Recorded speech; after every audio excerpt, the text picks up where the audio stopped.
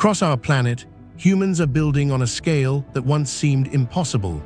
Cities rising from empty deserts, bridges stretching across vast oceans, and skyscrapers climbing higher than the clouds. These are not just construction projects, they are bold statements of human ambition.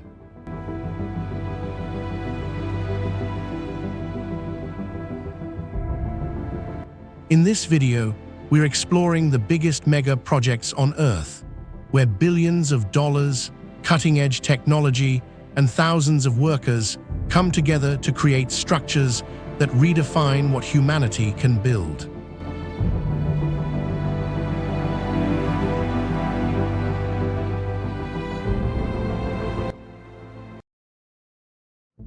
Beilong Elevator, China.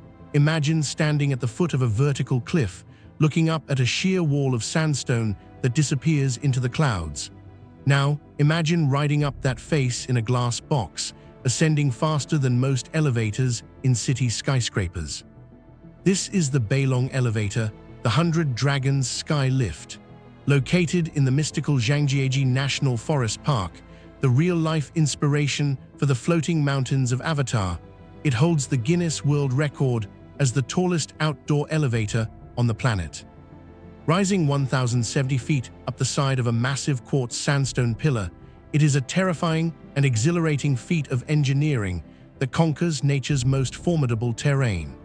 Before this steel giant existed, visitors had to endure a grueling 3-hour trek up dangerous mountain paths to reach the summit. Now the journey takes just 88 seconds. The structure consists of 3 double-deck glass elevators, each capable of carrying 50 people at a time. That means this mechanical marvel can transport 4,000 people per hour, turning a remote mountain peak into an accessible wonder for millions. But building it was controversial and incredibly difficult. Critics argued it would damage the pristine UNESCO World Heritage Site, but proponents claimed it would actually reduce foot traffic damage on the trails. Engineers had to carve shafts and tunnels deep into the rock face to anchor the steel supports, working in a precarious environment prone to rockfalls.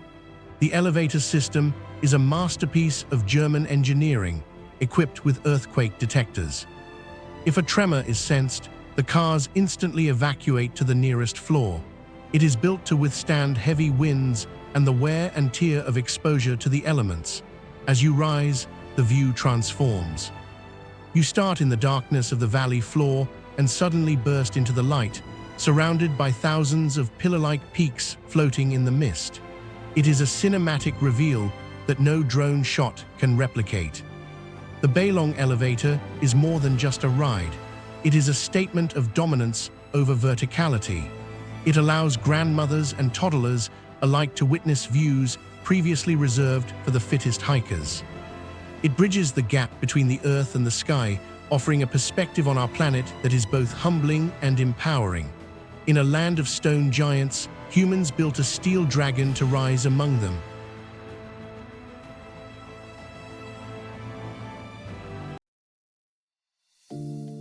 Three Gorges Dam, China.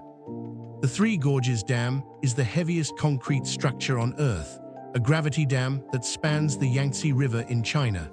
It is the world's largest hydroelectric power station by installed capacity. The numbers are astronomical. The dam wall is 607 feet tall and 4 miles long. Behind it sits a reservoir stretching 370 miles upstream, holding 39 billion cubic meters of water. The sheer mass of water stored here is so great that it actually slowed the rotation of the Earth by a fraction of a microsecond. Built to tame the flood-prone Yangtze and power a booming nation, it houses 34 massive generators that produce 22,500 megawatts of electricity. That is equivalent to 15 nuclear power plants. Construction required moving mountains of earth and pouring 27 million cubic meters of concrete. But the dam isn't just a wall, it's a gateway. To allow ships to pass, engineers built 2 massive 5-stage ship locks, which take 4 hours to traverse. For smaller passenger vessels, they built the world's largest ship lift, a giant elevator that carries a 3,000-ton ship up the face of the dam in just 40 minutes. The project was monumental in cost and controversy. It submerged hundreds of towns, archaeological sites, and displaced over 1.3 million people. Environmental concerns about sedimentation and landslides persist. Yet, it serves as a critical flood control for millions living downstream who were historically devastated by the river's rage. It prevents millions of tons of coal from being burned each year, reducing massive amounts of carbon emissions. The Three Gorges Dam is the ultimate display of modern hydraulic engineering. It represents humanity's ability to alter the landscape on a geological scale.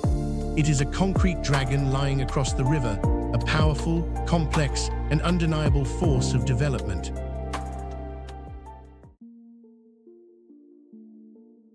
The sphere, United States. Imagine a structure so bright it can be seen from space, a glowing orb that redefines the very skyline of Las Vegas. This is the sphere.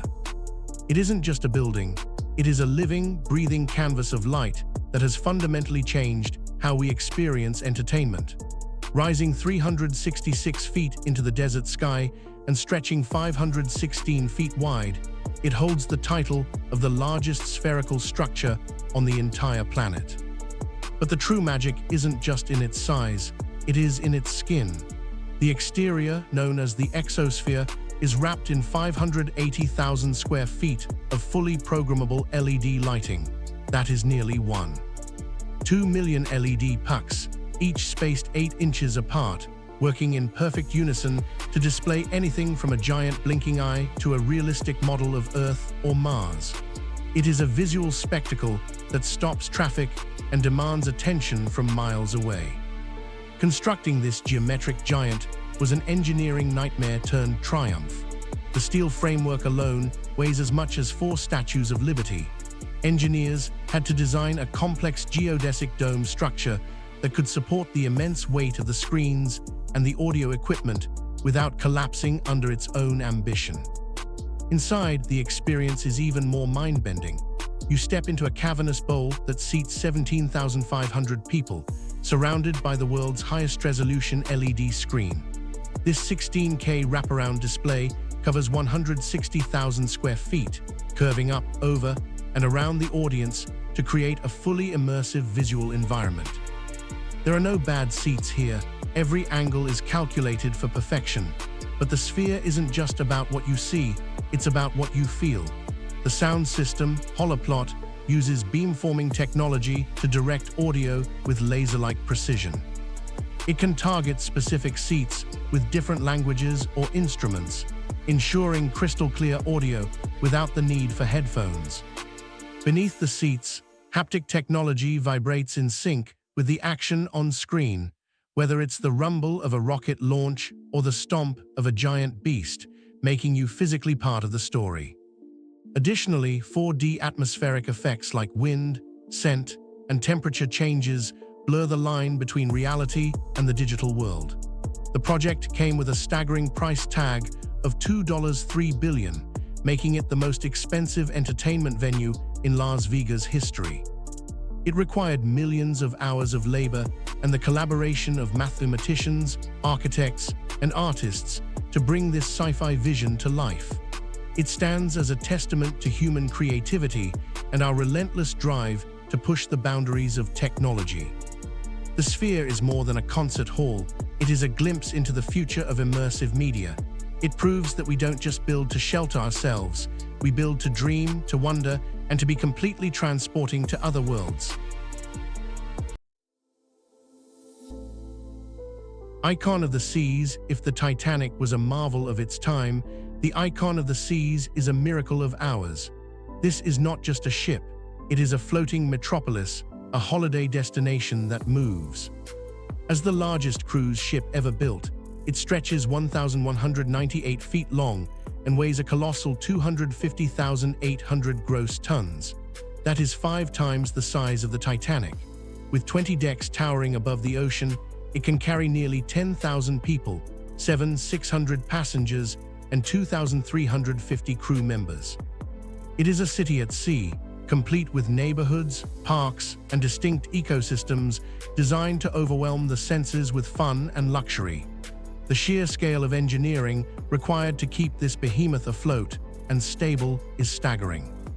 It is powered by 6 massive multi-fuel engines running on liquefied natural gas, LNG, the cleanest fossil fuel available for cruise ships today. This marks a significant shift towards sustainability in an industry often criticized for its environmental impact.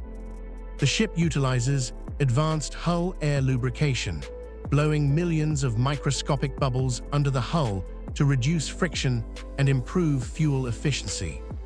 Inside, it features the Aquadome, a massive structure housing a waterfall and theater, which had to be lifted onto the ship in a single piece, one of the heaviest lifts in maritime history. The onboard amenities redefine what is possible at sea.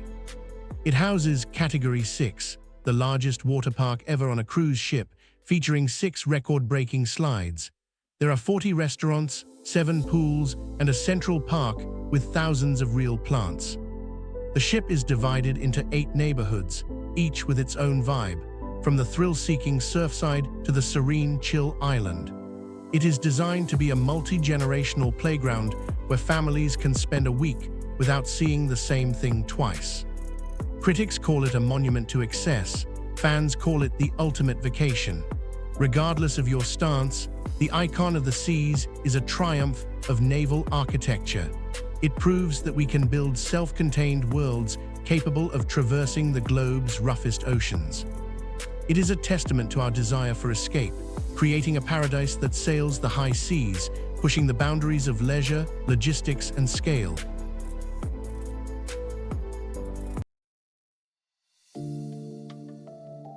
Marina Bay Sands, Singapore. Imagine a surfboard perched atop 3 skyscrapers. That is the silhouette of Marina Bay Sands, the most iconic building in Singapore and perhaps the most recognizable hotel in Asia. This integrated resort is a marvel of gravity-defying architecture. The 3 hotel towers rise 55 stories high, sloping and curving as they ascend. At the top sits the Sky Park, a 340-meter-long platform that is longer than the Eiffel Tower laid sideways. It hosts gardens, restaurants, and the world's largest rooftop infinity pool, offering a swim on the edge of the abyss, 650 feet above the ground. The engineering challenges were immense. The towers are slanted at angles of up to 26 degrees, making them difficult to build. Engineers had to use temporary steel struts and tension cables to hold the legs together until the 23rd floor, where they connected to form a single structure. The Sky Park itself is a masterpiece of lifting. It was prefabricated in 14 steel sections on the ground and hoisted up by heavy-duty hydraulic jacks. The cantilever, the part of the Sky Park that hangs off the North Tower into thin air, stretches 220 feet, the longest public cantilever in the world. To handle the strong winds and the natural movement of the towers, the pool is equipped with 500 movement joints. The entire structure is designed to settle and sway without cracking. The complex below includes a casino, a convention center, a museum shaped like a lotus flower, and a shopping mall with a canal running through it. It revitalized Singapore's tourism, becoming a destination in itself. Marina Bay Sands is the ultimate playground for the wealthy and a visual treat for everyone else. It redefined the city's skyline, turning Marina Bay into a futuristic amphitheater. It is a bold gamble that paid off, combining luxury, engineering, and imagination into a structure that feels less like a building and more like a gateway to a new world.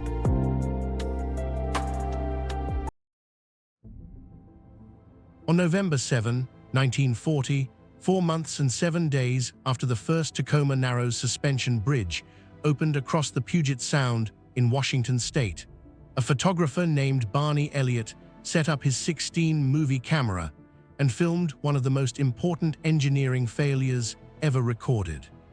The footage, available online and viewed by every engineering student who has encountered it since, shows a suspension bridge oscillating.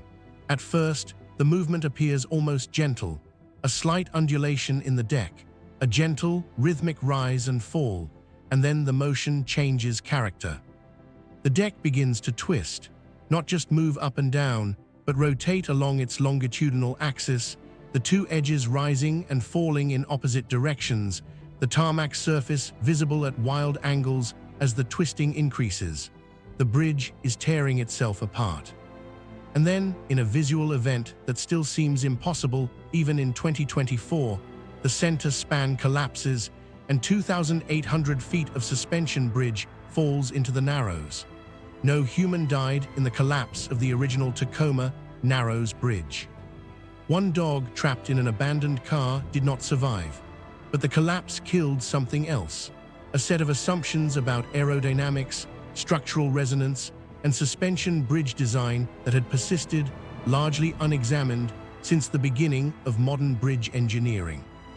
The first Narrows Bridge was designed with a solid deck plate, a flat, solid roadway surface that acted in the 40 mph winds that struck the bridge that morning like an airfall. The wind did not simply push the bridge sideways. It interacted with the aerodynamics of the deck to create a resonant oscillation, the same phenomenon that can shatter a wine glass with a precisely tuned sound frequency that fed itself with increasing amplitude until the structure could no longer contain it. The replacement bridge, opened in 1950, incorporated the lessons: deeper stiffening girders, open truss side panels to allow wind to pass through the deck rather than interact with it as a solid surface, and the first systematic application of wind tunnel testing to bridge design in the United States. The current crossing consists of two parallel spans, the 1950 replacement and a second span added in 2007, carrying Interstate 16 across the Narrows at a height sufficient for naval vessels to transit underneath. The structure is robust.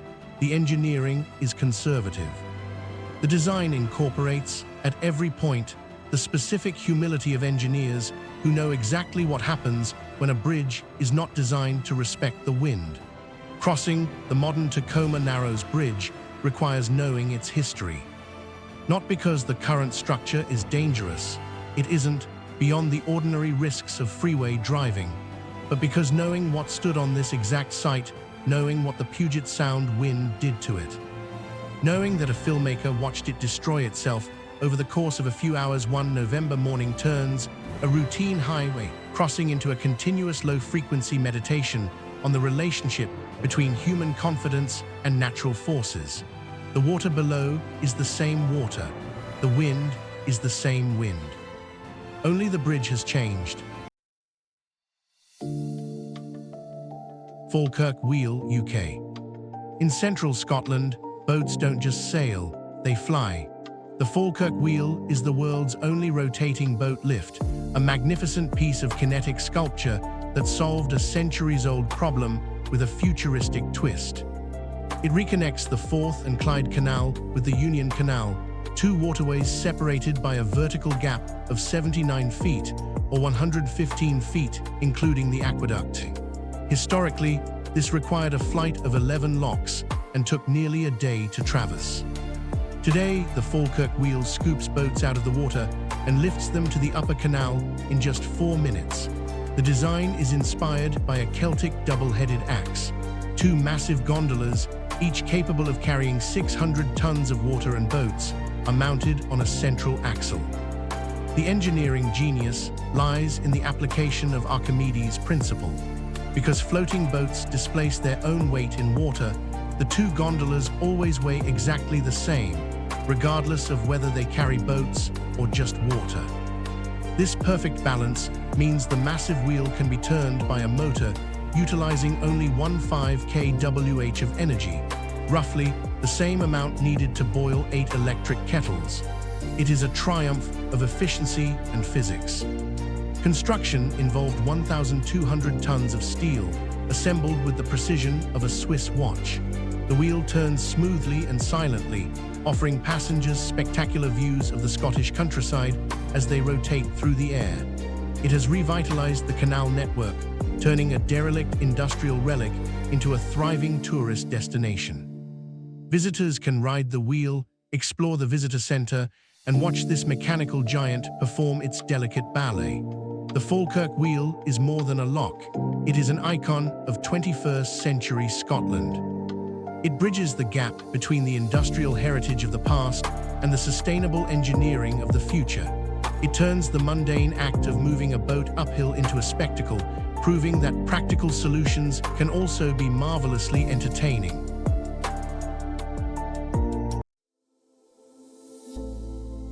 Empire State Building, USA. For nearly 40 years, it was the tallest building in the world, a limestone giant watching over New York City. The Empire State Building is the ultimate icon of the Art Deco era and the skyscraper age. Standing 1,250 feet tall, 1,454 feet to the tip, it was the first building to exceed 100 floors. Built during the height of the Great Depression, it was a symbol of hope and American industrial might. But what makes it truly legendary is the speed of its construction. It rose from the ground at a record-breaking pace of 4-5 floors per week, finishing in just 1 year and 45 days. To this day, that speed remains almost unbeatable. The logistics were organized like a military campaign. A railway was built on site to move materials, and hot rivets were tossed by teams of fearless ironworkers balancing on steel beams hundreds of feet in the air without safety harnesses. The frame used 57,000 tons of steel, and the exterior was clad in Indiana limestone and granite. The design features the classic setback style, tapering as it rises to allow light to reach the streets below, a requirement of 1916 zoning laws. The mast at the top was originally designed as a mooring mast for dirigibles, airships, a futuristic idea that never quite took off due to high winds. Culturally, the building is a superstar. It is where King Kong swatted at biplanes, creating one of the most enduring images in cinema history. Its observation decks on the 86th and 102nd floors offer panoramic views that have romanced millions of visitors. At night, its tower lights change colors to celebrate holidays, sports victories, and global events, acting as the city's mood ring. The Empire State Building proves that tall is temporary, but iconic is forever. Newer buildings have surpassed its height, but none have captured the world's imagination quite like it. It stands as a timeless monument to the sheer grit and determination of the 20th century workforce. It is the heart of the Manhattan skyline, an enduring celebrity made of steel and stone.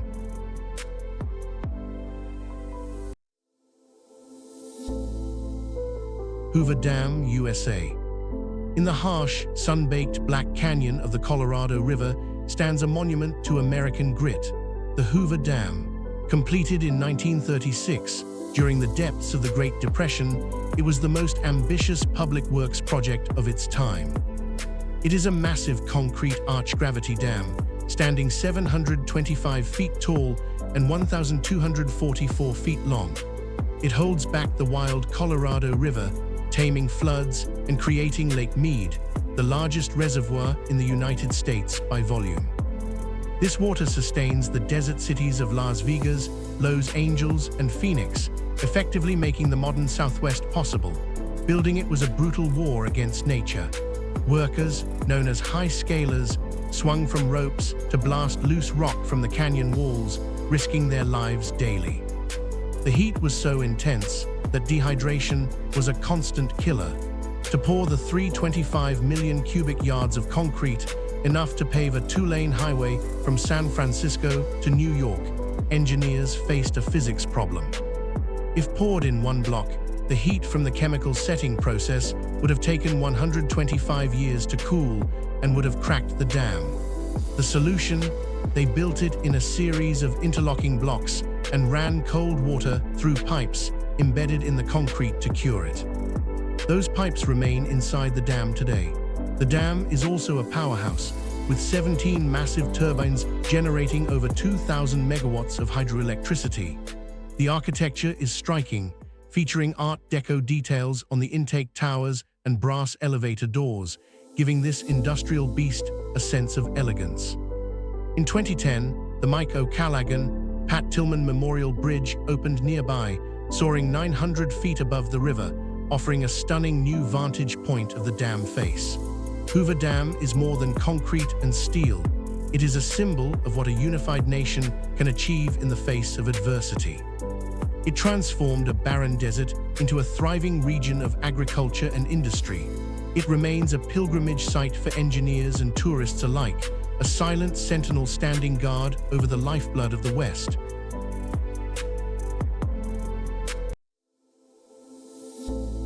Hong Kong Zhuhai-Macao Bridge, China. It is the longest sea crossing on Earth, a 34-mile serpentine link connecting three major cities in the Pearl River Delta: Hong Kong, Zhuhai, and Macau. The 8ZMB is not just a bridge. It is a megastructure combining 3 cable-stayed bridges, an undersea tunnel, and 4 artificial islands. It reduces travel time between these economic hubs from 4 hours to just 30 minutes, integrating the region into a single powerhouse economy. The engineering challenge was immense. The route crosses one of the busiest shipping lanes in the world and sits in the flight path of Hong Kong International Airport. A tall bridge would block planes, a shallow bridge would block ships. The solution: build a tunnel. But not just any tunnel, a 4-mile immersed tube tunnel deep under the ocean. Engineers prefabricated 33 massive concrete tube sections, each weighing 80,000 tons, more than an aircraft carrier, floated them out, and sank them onto the seabed with watertight precision. To transition from bridge to tunnel, they built 2 artificial islands in the middle of the sea. The bridge is built to last 120 years. It contains 400,000 tons of steel, enough to build 60 Eiffel Towers. It is designed to withstand super typhoons with wind speeds of 200 mph, magnitude 8 earthquakes, and the impact of a 300,000-ton ship. The curve of the bridge is intentional, designed to look like a snake and to keep drivers alert. The 8ZMB is a political and physical bond. While usage has been lower than expected due to strict permit regulations, its existence is a feat of brute force engineering. It conquers the open ocean, proving that with enough steel, concrete, and will, we can walk across the sea. Golden Bridge, Vietnam, emerging from the mist of the Ba Na Hills in central Vietnam, is a walkway that seems to belong in a fantasy novel. The Golden Bridge, or Cao Vang, appears to be held aloft by 2 colossal, moss-covered stone hands. These hands, weathered and cracked as if they have stood there for centuries, gently cradle a shimmering ribbon of gold 4,600 feet above sea level. Since opening in 2018, it has become an instant viral sensation, symbolizing the divine link between the earth and the sky. But don't let the ancient look fool you. This is a masterpiece of modern illusion and engineering. The hands are not stone at all. They are actually constructed from a steel mesh skeleton covered in fiberglass, sculpted and painted to mimic the texture of aged rock.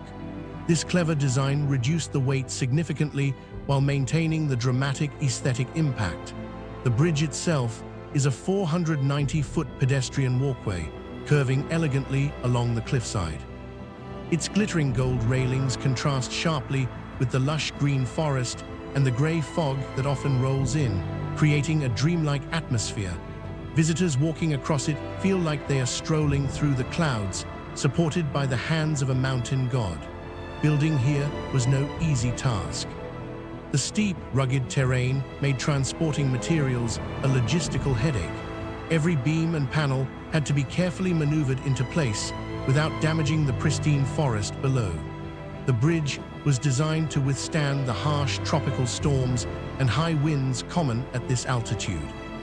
It is part of a larger tourism complex, accessible only by one of the world's longest cable car systems, which itself is an engineering marvel. The Golden Bridge has transformed Vietnam's tourism industry, drawing millions of visitors who want to capture that perfect photo. It proves that infrastructure doesn't have to be purely functional. It can be emotional, artistic, and iconic. It creates a moment of awe, a pause where nature and human creativity meet in perfect harmony. In a world of concrete highways, this is a path meant for wandering, and for touching the sky.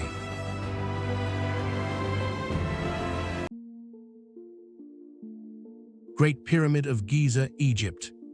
It is the only surviving wonder of the ancient world, a geometric mountain that has baffled and awed humanity for 4,500 years. The Great Pyramid of Giza was built as a tomb for Pharaoh Khufu. For over 3,800 years, it was the tallest man-made structure on Earth, originally rising 481 feet into the Egyptian sky. It is estimated to contain 2-3 million stone blocks, weighing an average of 5 to 15 tons each. The precision is terrifying. The base is leveled to within just a fraction of an inch, and the sides are aligned to true north with an accuracy that modern compasses struggle to match. How was it built? That remains the ultimate question. Without wheels, iron tools, or pulleys, tens of thousands of skilled workers, not slaves, as proven by nearby worker tombs, quarried limestone and granite. They likely used a system of massive ramps, either straight, zigzagging, or internal spirals, to haul the stones. The interior features the Grand Gallery, a corbelled passage of soaring height, and the King's Chamber, protected by massive granite beams weighing up to 80 tons, transporting 500 miles from Aswan.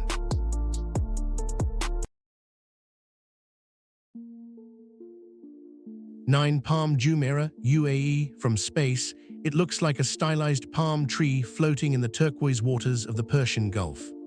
The Palm Jumeirah is the world's largest artificial island, a triumph of geoengineering that literally reshaped the map of Dubai. Before this project, Dubai had a limited coastline. The solution? Build more by dredging 3 billion cubic feet of sand from the ocean floor and 7 million tons of rock from the Hajar Mountains. Engineers created a 17-frond island that added 35 miles of beachfront to the city. It is a playground for the rich and famous, home to luxury villas, 5-star hotels like Atlantis the Palm, and a monorail that connects it all to the mainland. The construction process was a battle against the sea.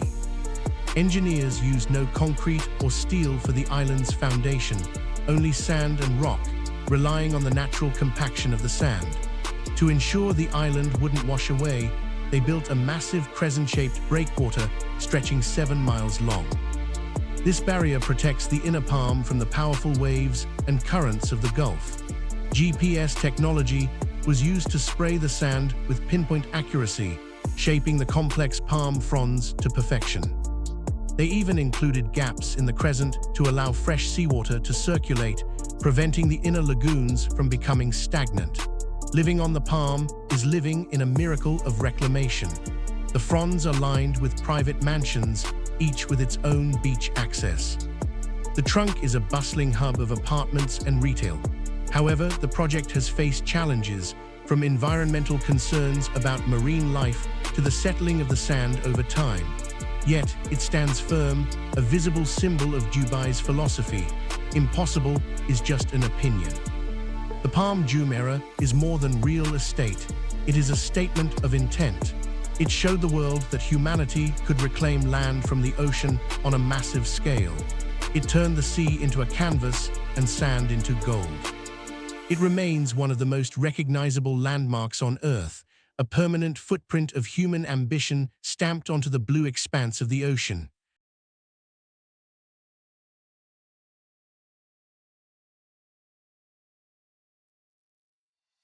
Hudson Yards, USA. New York City ran out of land, so they built a new neighborhood out of thin air. Hudson Yards is the largest private real estate development in U.S. history, a $25 billion mega project that transformed Manhattan's West Side. The challenge? It had to be built over an active rail yard. 30 railway tracks carrying thousands of commuters daily could not be shut down. So engineers built a massive platform, a literal bridge of land, covering the trains. This required drilling deep caissons into the bedrock between the tracks and erecting 100,000 tons of steel to support skyscrapers, parks, and culture, all while the trains ran uninterrupted below. The crown jewel of this new district is the Vessel. Designed by Thomas Heatherwick, it is an interactive artwork that looks like a giant honeycomb or a futuristic basket. Composed of 154 intricately interconnecting flights of stairs, 2,500 steps, and 80 landings, it invites visitors to climb and explore the city from different angles. It stands 150 feet tall, clad in polished copper-colored steel that reflects the surrounding skyline and the people within it. It has no specific purpose other than to be climbed, experienced, and photographed. Surrounding the Vessel is a high-tech neighborhood. The buildings are smart, equipped with microgrids and waste management systems that use pneumatic tubes to suck trash away at 45 mph, eliminating the need for garbage trucks. The Shed, a cultural center, features a retractable outer shell that can slide out on wheels to double the building's footprint for performances. It is adaptable architecture at its finest. Hudson Yards is a city within a city, a vertical village where you can live, work, and play without ever touching the original ground. It represents the ultimate feat of urban density and engineering logistics. It proves that when you can't build out and you can't build up, you simply build over. It is a bold, controversial, and undeniable testament to New York's relentless reinvention.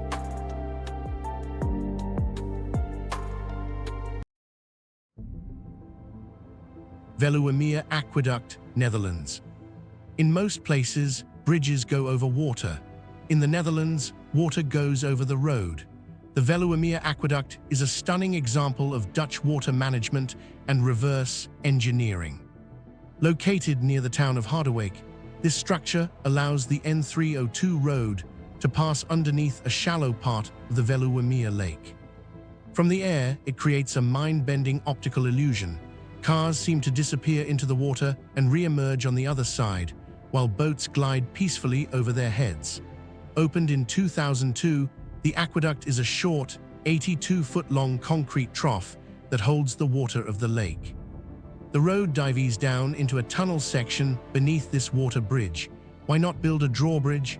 A drawbridge would constantly stop traffic on this busy road to let sailboats pass. A tunnel would have been too expensive and deep. The aqueduct was the perfect compromise. It allows continuous flow for both the 28,000 vehicles a day and the recreational boats on the lake. The water depth is kept at 3 meters, about 10 feet, enough for small yachts to pass safely.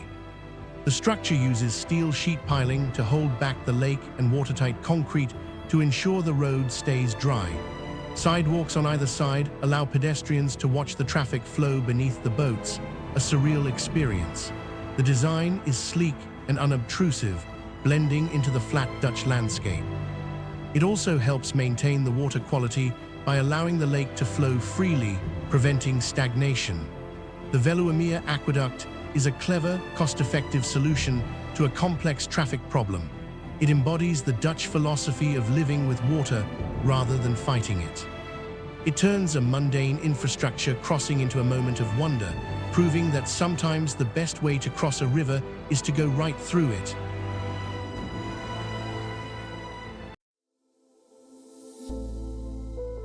Akashi Kaikyo Bridge, Japan. Connecting the city of Kobe to Awaji Island, the Akashi Kaikyo Bridge is a testament to Japanese resilience. It is the second longest suspension bridge in the world, with a central span of 6,532 feet, over a mile of unsupported roadway hanging over the ocean. Before it was built, ferries crossing the Akashi Strait were frequently sunk by severe storms. The Japanese government decided to build a bridge that could withstand anything nature threw at it: typhoons, tsunamis, and massive earthquakes. The engineering is extreme. The two main towers soar 928 feet above the water, almost as tall as the Eiffel Tower. The cables that hold the bridge up are composed of 37,000 strands of wire. If you unraveled all the wire used, it would circle the globe 7 times. During construction in 1995, the Great Hanshin earthquake struck with a magnitude of 7.2. The epicenter was just miles away. The towers survived, but the earth moved so much that the distance between them increased by a meter. Engineers had to redesign the suspended deck to fit the new length mid-construction. To fight the wind, the bridge deck is equipped with a vertical stabilizer beneath the roadway that acts like an airplane wing, balancing the pressure. The deck is essentially a steel truss that allows wind to pass right through it, preventing the bridge from swinging violently. Inside the concrete anchorages, massive dehumidifiers run 24/7 to prevent the steel cables from rusting in the salty sea air. The Pearl Bridge, as it is affectionately known for its lights at night, is a lifeline. It carries nearly 23,000 cars a day. It proves that we can span the unspannable. It stands firm in the Ring of Fire, a steel giant that shrugs off earthquakes and laughs at typhoons, keeping people safe above the turbulent waves. Skipper's Canyon Road, New Zealand. Some roads were never meant for modern vehicles. Skipper's Canyon Road feels like one of them. Carved in the 1880s during the Gold Rush, this narrow gravel track clings to the cliffs above the Shotover River in New Zealand. It was originally blasted out by hand long before cars even existed, and it still feels that way. The road is barely wide enough for a single vehicle in many sections. There are no proper guardrails, no generous shoulders, just raw rock on one side and a vertical drop on the other.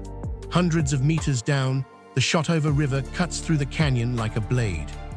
When two vehicles meet, the tension spikes instantly. One driver must reverse, sometimes along a curve, carefully inching backward toward the cliff edge until a slightly wider section appears. The surface is mostly loose gravel and dirt. After rain, it transforms into a slippery trap. Tires lose traction.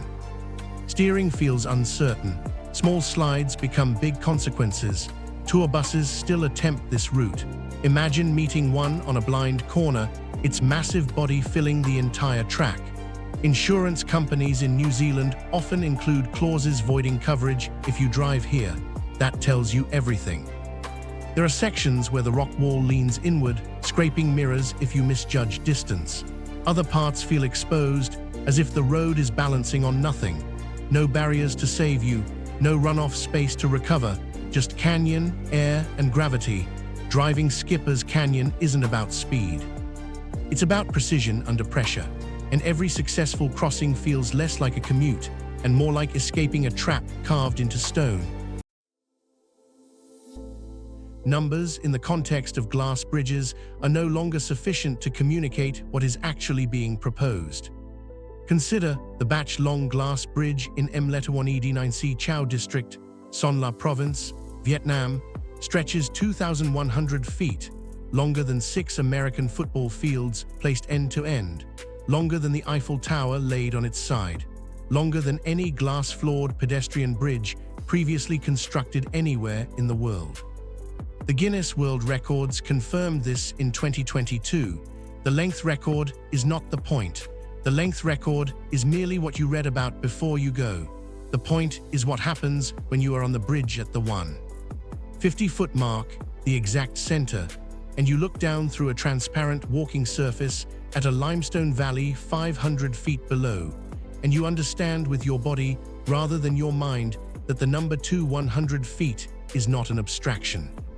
The landscape that the Bach Long Glass Bridge spans is limestone karst, the same geological formation responsible for many of the most dramatic landscapes in Southeast Asia. The valley below the bridge is deeply cut, with sharply profiled ridges rising on either side and a valley floor visible far below through the clear air. The geological complexity of the karst terrain, fractured, variable, not amenable to conventional concrete foundation approaches, was a primary reason for selecting the glass suspension bridge design over alternatives. The suspension system carries the bridge deck above the terrain without requiring foundation piers at the valley floor, avoiding the geological complications that would have made conventional construction impractical. The glass panels used in the Bach Long Bridge are not standard glass. They are laminated tempered glass built to international structural standards, multiple layers bonded together so that if one layer cracks, the others continue to carry the load. The panels were tested before installation with loads significantly exceeding the maximum anticipated visitor weight per square meter. The engineering specifications would satisfy any building code in the developed world. None of this information is what your nervous system reaches for when you are standing on a transparent surface 500 feet above a limestone valley. What it reaches for is older, more fundamental. The brain's assessment of the situation at the Batch-Long Glass Bridge midpoint is not. This has been tested to international standards. The assessment is, I am standing on glass in the sky. These two assessments describe the same physical reality, but they describe it in a way that produces entirely different physiological responses. The engineers responsible for the bridge's design understood this. The tourism operators who positioned it as a destination experience understood it more immediately. At nearly 500 feet, the transparent floor and the 2,100-foot length of the journey are not separate features. They are a single, integrated, carefully designed confrontation between the human nervous system and the human capacity for rational reassurance. In the deep mountain valleys of Tokushima Prefecture on the island of Shikoku, there is a bridge that would appear immediately at home in a film set in the ancient world. Thick mountain vines twisted into cables. Wooden planks spaced 8 inches apart, each one providing a narrow foothold above a clear mountain stream rushing over rocks 20 feet below. The entire structure swaying gently in the valley's perpetual breeze. And around it, dense cedar forest ascending vertical slopes in every direction, making the valley feel enclosed and separate from the modern world in a way that the modern world rarely permits anymore. The Iya Kazurabashi is a traditional vine suspension bridge in the Iya Valley, a region of western Tokushima that remained so isolated for so much of Japanese history that it became a refuge for defeated warriors, religious ascetics, and others who needed the world to lose track of them. The bridge's name describes its primary material, Kazura, the Japanese wisteria vine, though the species most commonly used is actually Shirakuchi Kazura, a different vine with superior tensile strength. These vines were twisted and braided into load-bearing cables capable of supporting the weight of people crossing the bridge, suspended between the valley walls over the rushing stream below. What makes Iya Kazurabashi genuinely exceptional in the context of traditional engineering is the ongoing commitment to maintaining it by traditional means. The bridge is not a preserved relic maintained with modern materials hidden beneath a traditional appearance. The main vine cables do contain steel wire, added in the 20th century as a safety reinforcement, but the overall structure, the appearance, and the experience of crossing remain fundamentally traditional. And the bridge is completely rebuilt approximately every 3 years, using the same hand-woven vine techniques that were used when it was first constructed, by craftspeople who have learned the methods specifically to maintain this structure. The deck planks, 8 inches apart, providing a view of the stream below with every step, create an experience of height that is disproportionate to the actual distance. 20 feet above a mountain stream should not feel threatening. But the gaps between the planks, combined with the gentle continuous sway of a structure made of twisted plant material, produces a sensory experience that the nervous system processes as significantly more exposed than a rational assessment of the geometry would suggest. This is the genius of the Iya Kazurabashi. It is not dangerous enough to be genuinely deadly, but it is traditional enough to be genuinely felt. Every step communicates the full, unmediated experience of trusting a handmade structure over open space. Modern bridges eliminate that communication. The Iya Kazurabashi depends on it.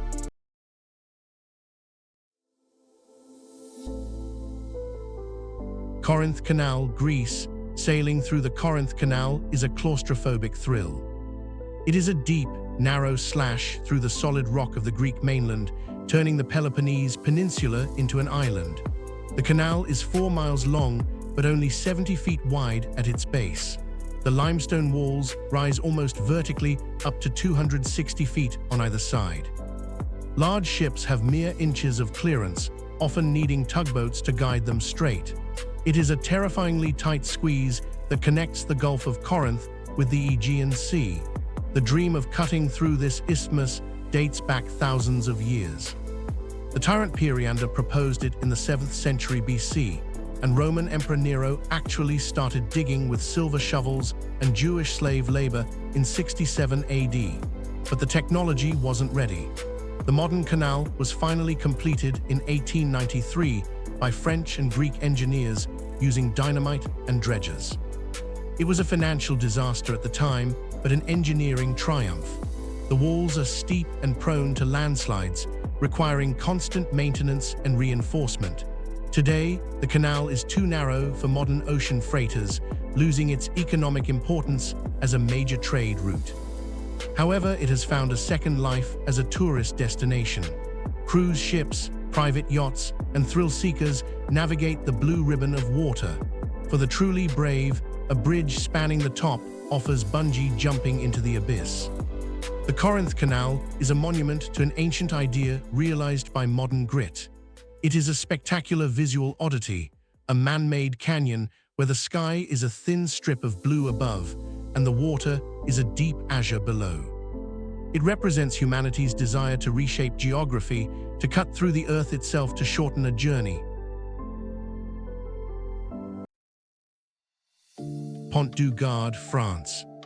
2,000 years ago, without cranes, computers, or modern cement, the Romans built a water bridge that still stands today. The Pont du Gard in southern France is the highest of all Roman aqueduct bridges and one of the best preserved. It was part of a 31-mile canal supplying fresh water to the city of Nimes. Standing 160 feet high, it spans the Garden River with 3 tiers of elegant arches. It is a masterpiece of precision and aesthetic beauty, a golden limestone giant that glows in the sunset. The construction is bafflingly precise. The aqueduct drops only 1 inch over its entire length across the bridge, a gradient so subtle it is almost invisible, yet perfect for keeping water flowing by gravity alone. The stones, some weighing up to 6 tons, were cut so perfectly that no mortar was needed to hold them together. They are held in place by friction and gravity. The builders used massive wooden scaffolding and hoists powered by human treadmills to lift the blocks. The projecting stones you see on the face of the bridge were left there intentionally to support scaffolding for future repairs, ancient Roman foresight. The bridge served as an aqueduct for centuries, then as a toll bridge for medieval traffic, and finally as a national monument. It has survived floods that washed away modern bridges nearby. Its resilience lies in its curved design, which bows slightly upstream to resist the water's force and the sheer mass of its piers. The Pont du Gard is more than a ruin. It is a humbling reminder of the capabilities of the ancient world. It shows that utility and beauty are not mutually exclusive. It stands as a bridge across time, connecting us to the engineers of the past who built not for decades, but for millennia.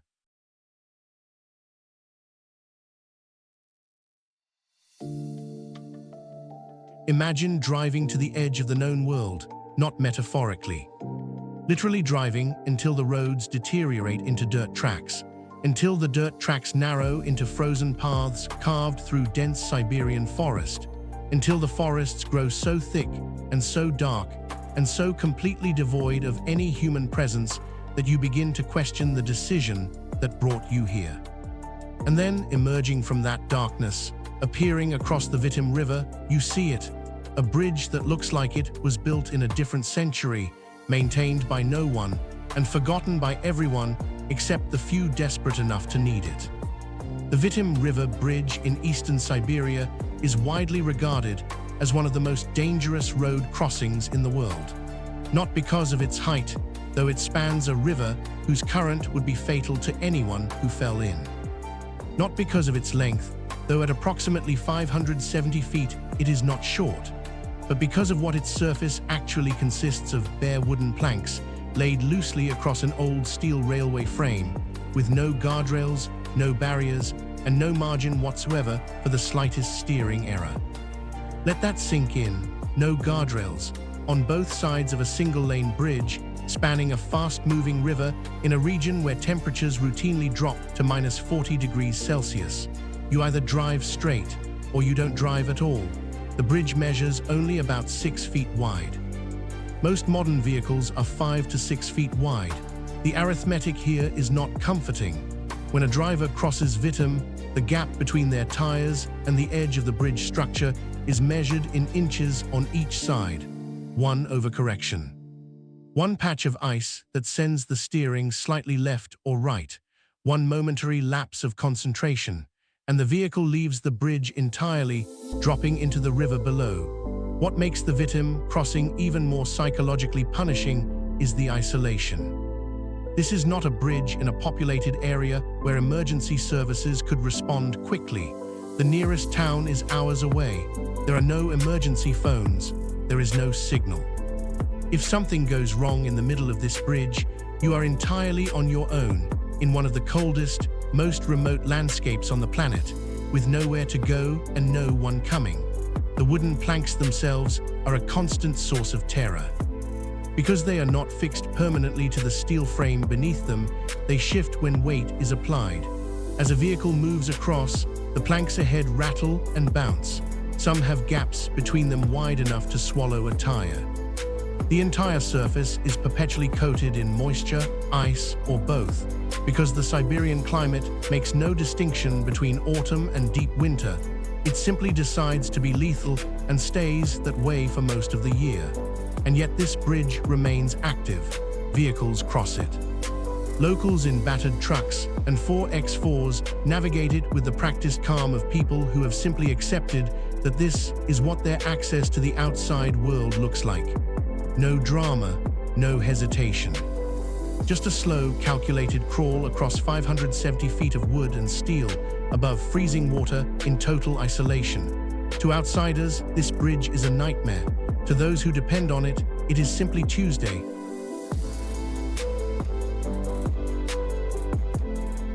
In 2022, a bridge opened in the Moravian-Silesian Beskids mountain range in the Czech Republic that immediately claimed the title of the longest pedestrian suspension bridge in the world. Skybridge 721 stretches 721 meters, 2,365 feet, between two mountain slopes in the resort area of Dolní Morava, at an elevation that places its midpoint significantly above the surrounding forested terrain. The investment ran into millions of euros. The engineering required anchoring primary and secondary steel cables into solid bedrock on both sides of a valley wide enough that the far side of the bridge is barely visible from the near side. When the bridge opened, the response was immediate and international. This was not just a new record, it was a new category of experience. The approach to Skybridge 721 is part of the experience. You travel upward through forested mountain terrain. The landscape shifting from the familiar to the specifically alpine until you reach the first platform and see, stretching away from you into the distance, disappearing toward a rocky slope that seems very far away, a bridge that appears from the beginning.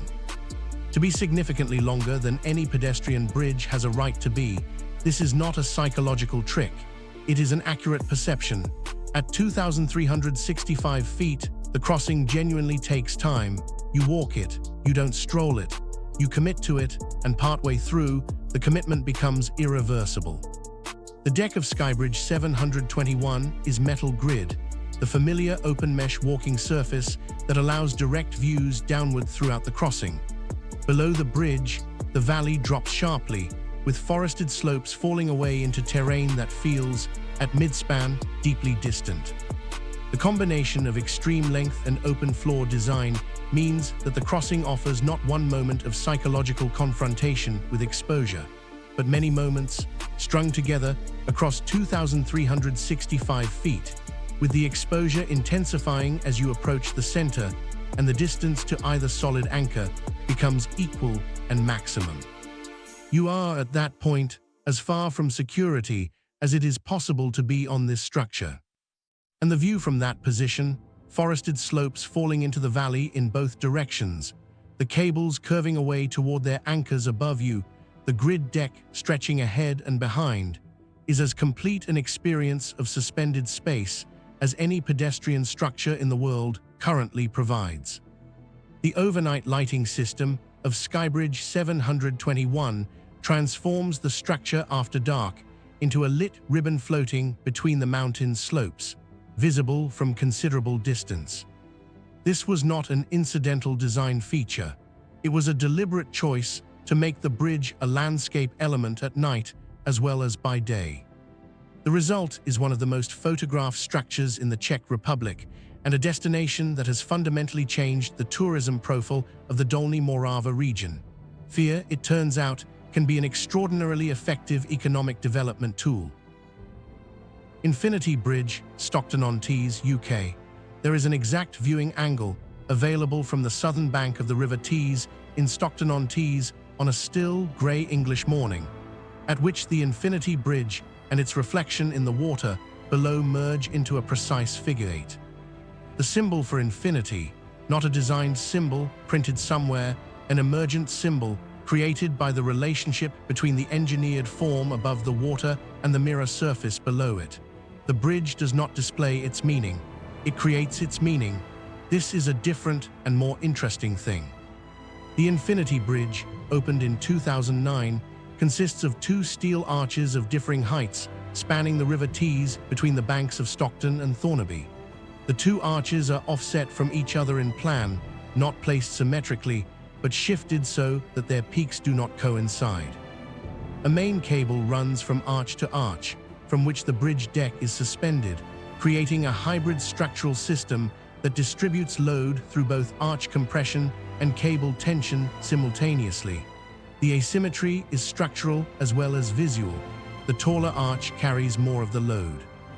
The visual effect of the asymmetry, the way the two arches appear to interact, to lean toward each other, to form a relationship that is neither symmetrical nor random, is the result of engineering logic expressed in an aesthetic language.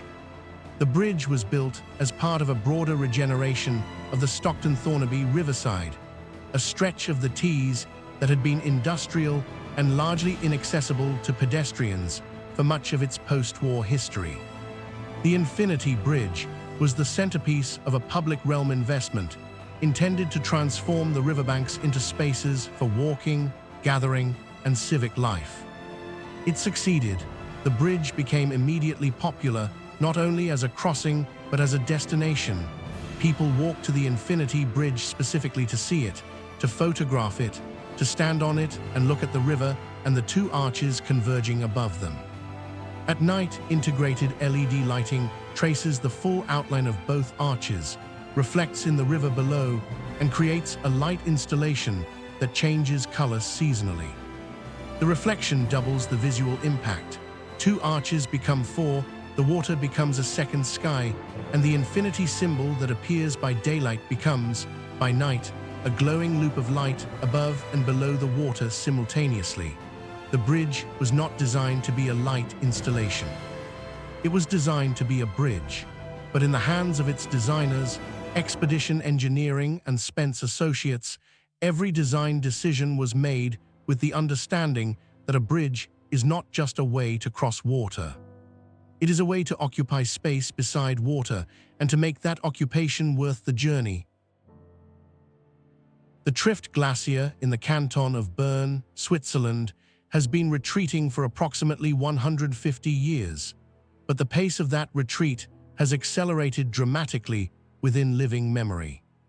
In the early 2000s, the glacier had pulled back far enough to expose a new lake at its snout, separated from the main glacier body by a rocky valley that had been hidden beneath the ice for thousands of years. The natural ice bridge that had previously connected the valley sides disappeared as the glacier retreated above it. And the hiking route that traversed the glacier, a classic alpine traverse used by experienced mountaineers for generations, was suddenly broken, the route interrupted by a newly exposed void that the disappearing ice had left behind. The response was the Trift Bridge, a suspension bridge installed across the newly exposed glacier valley in 2004, providing the traverse route's missing link in 170 meters of steel cable and aluminium deck. The statistics are immediately significant. The bridge stands 100 meters above the valley floor, spans 170 meters, and hangs in an alpine environment where the glacier lake, formed by meltwater from the retreating Trift Glacier, is directly visible below during the crossing. The lake is a vivid, unnatural shade of turquoise blue, the color produced when light interacts with the fine sediment particles that glacial meltwater carries. A color that is beautiful and which, in its very existence, represents the physical destruction of the ice that once made the bridge unnecessary. The 2004 version of the bridge had a problem that became apparent quickly: significant oscillation when multiple people were on the structure simultaneously. Alpine suspension bridges in windy environments are subject to resonance, the same phenomenon that destroyed the first Tacoma Narrows Bridge, and the Trift Bridge's initial design was not fully damped against this risk. After strong oscillations were reported and documented, the bridge was taken down and a fully redesigned replacement was installed in 2009, with damping systems specifically engineered to prevent the resonance behavior that had made the first version feel, in the description of some crossers, genuinely alarming. The replacement bridge resolves the oscillation problem without resolving the fundamental nature of the experience. You are still 100 meters above a glacial lake crossing a valley created by retreating ice. With exposed bedrock polished to a high sheen by the glacier that has since abandoned it visible on the slopes below. The boulder fields left behind, moraines deposited, and then stranded by the retreating Trift Glacier provide a geological record of the ice's former extent. The bridge crosses the gap the ice left behind. Every year, as the glacier retreats further, the scenery around the bridge changes slightly. The lake is slightly larger. The exposed bedrock extends slightly further. The Trift Bridge is crossing a landscape in the process of being transformed, and the transformation is not finished. Stelvio Pass Road, Italy. From above, it looks beautiful. From behind the wheel, it feels relentless. Stelvio Pass climbs to 2,757 meters in the Italian Alps, connecting Lombardy with South Tyrol. It is famous for its 75 hairpin turns, 48 of them stacked tightly on the eastern side alone. But numbers don't capture the experience.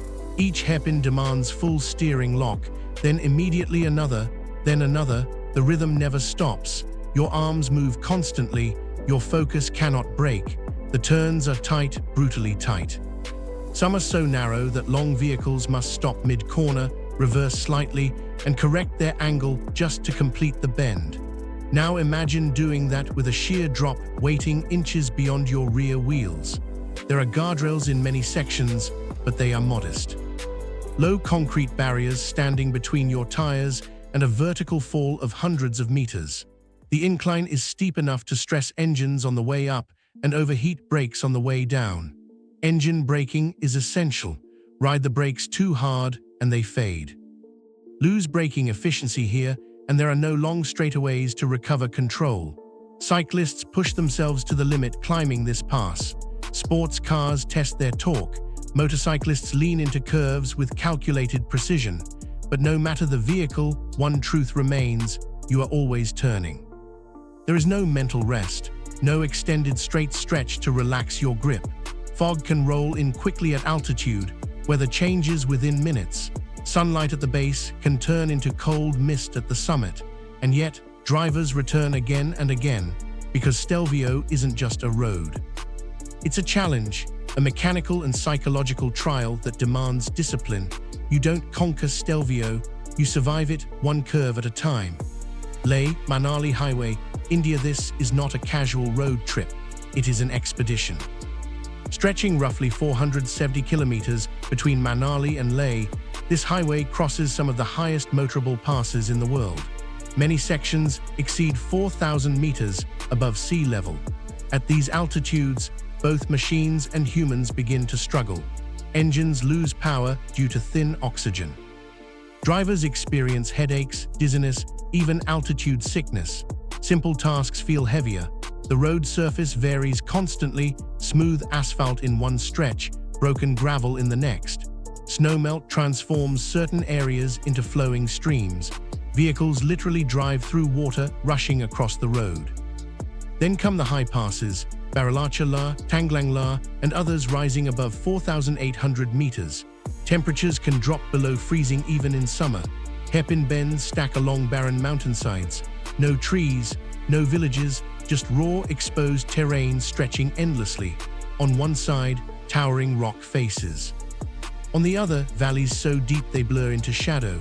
Traffic includes motorcycles, army convoys, buses, and heavy trucks. Overtaking requires absolute precision. Many sections are narrow, allowing only one vehicle to pass at a time. Landslides are common.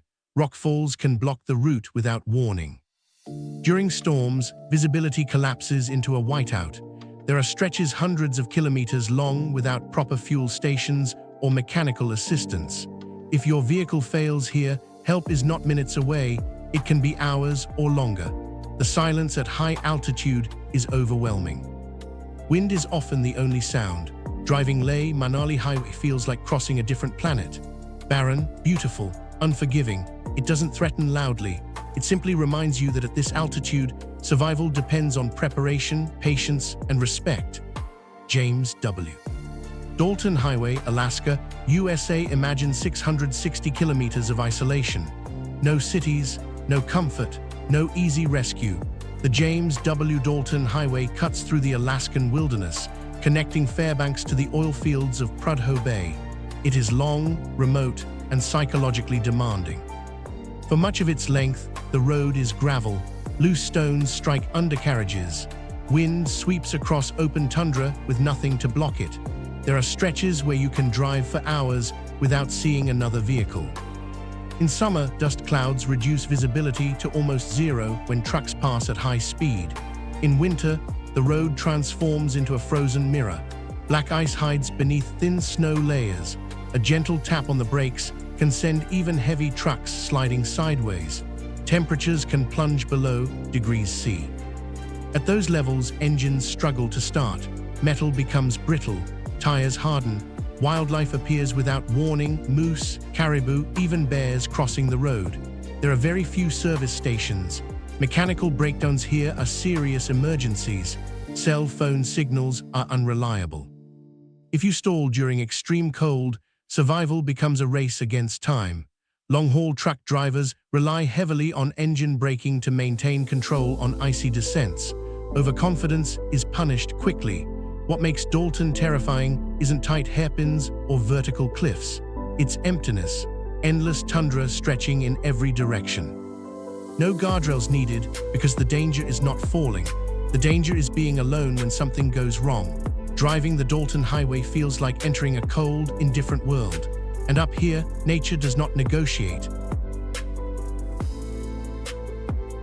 Here is a claim worth examining carefully. The Peak Walk by Tissot, opened in 2014 on the Glacier 3000 above Les Diaborets in the Swiss Alps, is the first bridge in the world built to connect two independent mountain summits. Not two cliff faces on the same mountain, not two sides of a valley formed by a single ridge, two separate summits, two distinct peaks. Connected by a bridge that crosses a void where previously no crossing of any kind existed, at an altitude where most people are already experiencing the beginning of altitude discomfort, and the certainty that they are somewhere the human body was not specifically designed to be. The bridge stands at over 10,000 feet above sea level, above the permanent snow line, above the tree line, above the reliable oxygen line. It extends approximately 350 feet between the two summits it connects, with a deck of metal grid panels that provide the same unsettling visual transparency as the Titley's Cliff Walk nearby. Below the grid panels, glacial fields, rock slopes, and a drop that does not require measurement to feel deeply significant. The Swiss Alps make the proximity of extreme vertical space very clear without requiring statistical confirmation. The name Peak Walk by Tissot reflects the sponsorship arrangement that funded the bridge's construction and ongoing maintenance. The Swiss watchmaker, whose name appears on the bridge, understood, presumably, the specific marketing value of attaching their brand to a structure that tests the limits of human composure at altitude. There is something appropriate about a precision watchmaker sponsoring a bridge that requires complete precision and complete composure to cross. Both are exercises in controlling the relationship between the human and the extreme. What the Peak Walk offers that no other bridge on this list quite replicates is the combination of summits on either side. You begin on one peak, you cross to another. The void between them, the glacial basin, the ice-carved terrain, the raw mountain geology, is fully visible below you through the grid floor for the entire crossing. On clear days, the views extend across most of the Western Alps, the Matterhorn, Mont Blanc, the Jungfrau Group, all visible simultaneously from a suspended metal walkway between two rock formations. On overcast days, the bridge disappears into cloud, and visitors report the sensation of crossing between peaks while surrounded by nothing but white emptiness, the far side of the bridge visible only as a gradual darkening in the fog. Ice is a seasonal challenge for the Peak Walk that requires direct management. When temperatures drop and moisture is available, the metal grid surface accumulates ice that significantly changes its traction properties. The management team at Glacier 3000 provides crampons and advises their use when conditions require. The fact that visitor experience management for this bridge includes advice about when to attach metal spikes to your boots in order to cross safely without slipping into an alpine void says something specific about the nature of the experience being offered here. This is not a bridge for every day. It is a bridge for the day you decide you want to know exactly what your nerve is worth. In the year 2025, if you want to hike one of the world's most dangerous paths, you can book it online, pay a fee, sign a waiver, collect a safety harness at the base, and join a queue of international tourists making the same decision. This is how the Huashan Plank Road, carved into the face of a near-vertical granite cliff in Shanxi Province, China, now operates. But before the harnesses, before the tourism, before the safety rails were bolted into the ancient stone, this path was walked by monks who came here to be alone with their God, and who understood, with complete clarity, that one wrong step meant a fall into a void with no end. The path itself is extraordinarily simple in concept and terrifyingly complex in reality. Wooden boards, each one roughly 1 foot wide, are inserted into slots carved by hand directly into the rock face. The slots are not deep, the boards are not thick. And the cliff face, they are attached to drops nearly vertically, hundreds of feet into fractured mountain terrain below. You walk on these boards sideways, pressing your chest against the granite, gripping iron chains bolted into the rock, shuffling laterally across the face of a mountain that seems to have been specifically designed to reject human presence. The path was created more than 700 years ago by Taoist monks seeking locations for meditation, retreats so remote, so physically inaccessible, that only the most genuinely committed spiritual seekers would make the journey. The monks weren't wrong. There is nothing casual about reaching the meditation chambers and temples scattered along this cliff face. The Huashan Plank Road is not a scenic detour, it is a commitment. It is a one-by-one elimination of every physical comfort until the only thing left is you, a wooden plank the width of your foot, and 2,000 feet of open air. For centuries, those who fell on this path were simply lost. No rescue teams, no emergency response. No one was coming. The fall would happen, and it would be final, and the mountain would continue exactly as it always had. It was only after multiple fatal incidents in the modern era that Chinese authorities stepped in and mandated the safety harness system. Before that intervention, this path claimed lives with a regularity that would be considered catastrophic anywhere else in the world. Local records from before the safety upgrade are kept deliberately vague about exact numbers, but the phrase, "several fatal falls," in any official document describing a tourist attraction should tell you everything you need to know. Even with the harness, which clips to a cable running the full length of the path, the experience is not safe in any traditional sense. You are still on a 1-foot-wide plank on a vertical cliff. You are still required to navigate sections where the plank ends and a series of iron footholds driven directly into rock take its place. You are still required to transfer your harness clip from one safety cable section to the next, which means there are brief moments, just seconds, where you are attached to nothing, high above a drop with no survivable landing, in a mountain wind that makes no promises. The monks who first carved this path understood something that modern safety engineering tries to eliminate.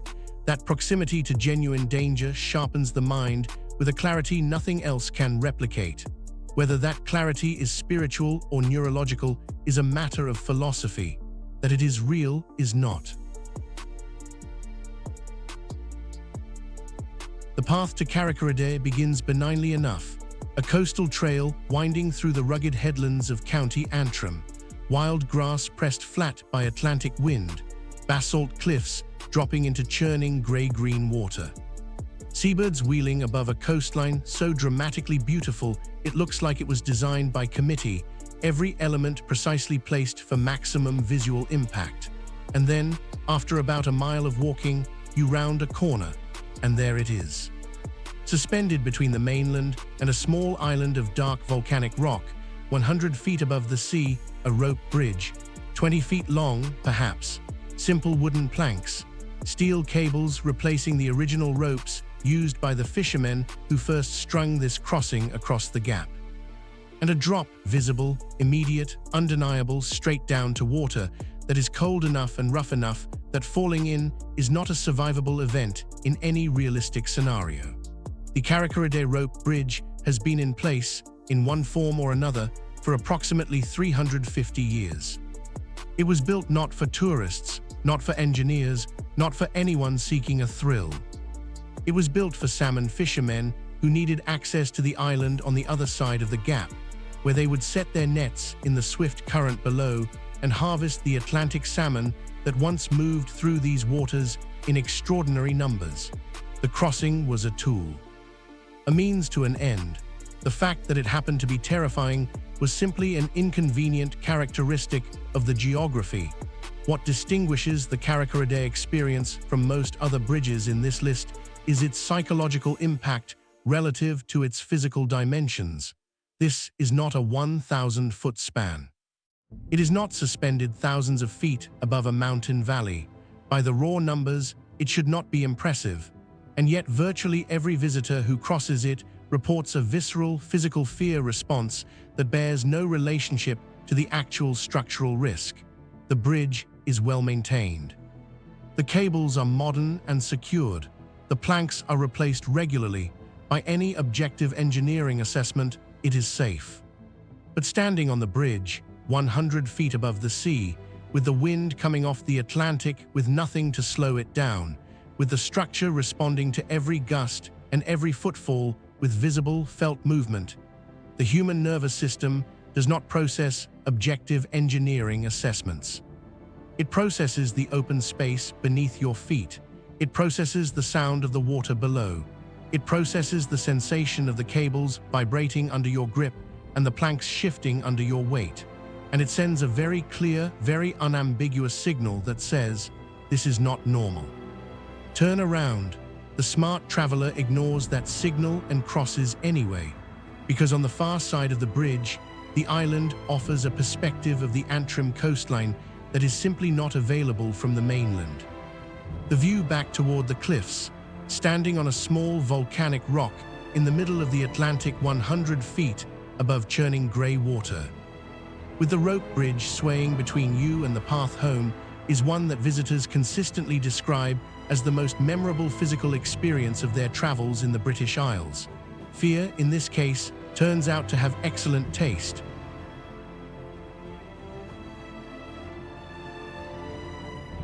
On a morning in November 2016, a bridge opened in Guizhou Province, China, that instantly rewrote the record books, and in doing so, quietly changed what the word bridge is allowed to mean. The Beipanjiang Bridge, stretching 4,400 feet across a valley whose floor lies 1,854 feet below the deck, set a new world record for the highest bridge on Earth. That record has since been challenged by other Chinese projects, but Beipanjiang was first. And standing at its edge, looking down at the valley floor nearly 2,000 feet below, understanding that the object beneath your feet is connected to that valley floor only by geometry and physics and the confidence of its engineers, is an experience for which everyday language is genuinely insufficient. The valley through which the Beipanjiang River flows in western Guizhou is the kind of geography that ancient civilizations simply routed around. Steep limestone ridges, vertical canyon walls. A river whose surface, visible from the bridge deck, appears as a thin silver thread far below, so far below that atmospheric haze softens its edges. For centuries, crossing this terrain meant hours of winding mountain roads, twisting back and forth across the ridgelines in a journey that reduced the speed of commerce, emergency response, and human connection to a crawl. The bridge changed that. Its design, a cable-stayed system supported by two main towers rising from within the gorge itself, distributes the load of the roadway across a structure that spans the valley with no intermediate supports on the valley floor. The two towers, standing on platforms embedded in the valley walls, carry the full weight of the bridge deck and everything on it, transferring those forces through the cables to the anchors sunk deep into the rock. When you drive across the Beipanjiang Bridge, you are traveling across 4,400 feet of suspended roadway, supported by nothing visible between you and a valley floor nearly 2,000 feet below. The wind at this elevation and in this valley is not a minor factor. The canyon acts as a natural wind tunnel, channeling air currents that can reach significant velocities, particularly in winter. The bridge was designed and tested to withstand wind loads far beyond typical engineering requirements for this type of structure. The cables have been calibrated for the specific aerodynamic profile of this valley. And yet, when a strong gust pushes through the gorge and the bridge responds, not dramatically, not catastrophically, but with the slight, perceptible movement that all suspension structures exhibit under load, the driver's hands tighten on the wheel and the thought arrives, unbidden, I am very high up. The construction timeline was remarkable even by Chinese infrastructure standards, a country that has built more significant bridges in the past 2 decades than the rest of the world combined. The Beipanjiang Bridge was completed in roughly 4 years under extremely challenging conditions: high altitude, extreme terrain, limited road access for construction materials, and weather that cooperated only intermittently. It stands as proof that geographic isolation, the kind that seems absolute and permanent, is, in the presence of sufficient engineering ambition, merely temporary. In the year 1566, Ottoman master builder Mimar Hayreddin completed a single-arch limestone bridge spanning the Neretva River in the Herzegovinian city of Mostar.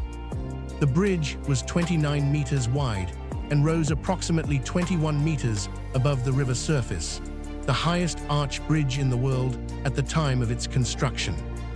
It was also beautiful in a way that engineering alone cannot explain. Slender, curving, the pale limestone catching the light of the Adriatic sun in a way that made it appear, from certain angles, to glow. The bridge stood for 427 years.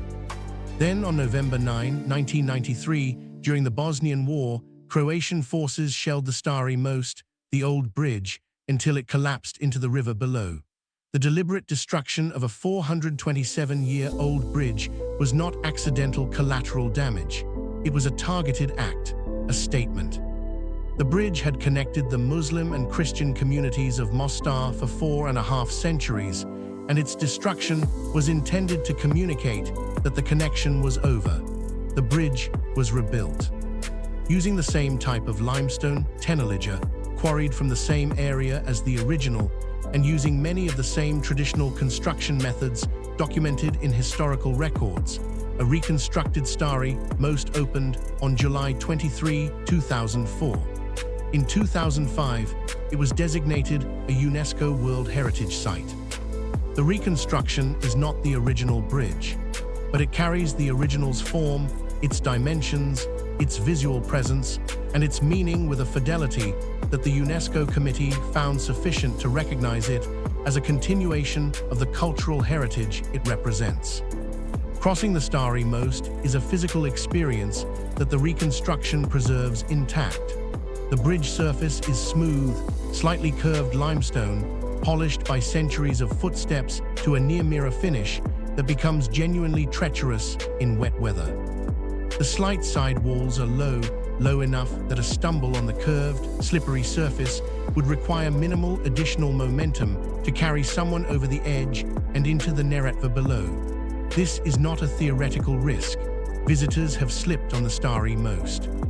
The combination of narrow arch, smooth wet stone, low barriers, and the 21-meter drop to the river is straightforwardly dangerous in specific conditions. And then there is the diving tradition.